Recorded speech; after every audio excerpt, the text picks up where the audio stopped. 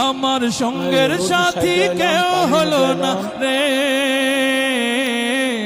রইব না আর বেশি দিন তোদের মাঝারে। হায় রে ডাক দিয়াছেন দয়াল আমারে,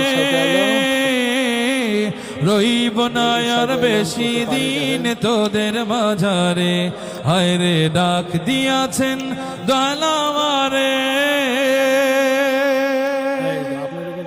কত পাতারে ঘাসের আবাদ, পেঁপের আবাদ, ভুট্টার আবাদ।